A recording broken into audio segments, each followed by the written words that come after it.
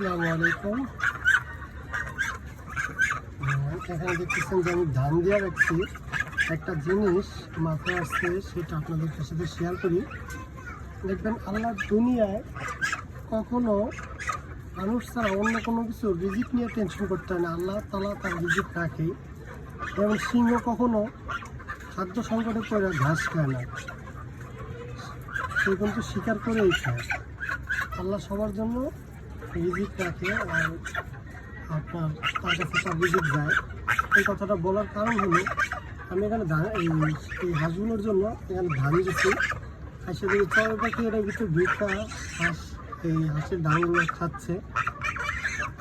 মানে আল্লাহ তাআলার কি অপরূপ সৃষ্টি বা খেলা, চিন্তা করেন যে আপনার রিজিক কীভাবে তার কাছে চলে যায়।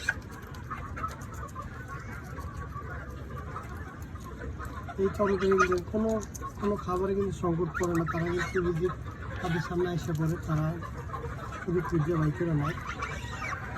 আল্লাহকে অপরূপ মহিমা, আলহামদুলিল্লাহ।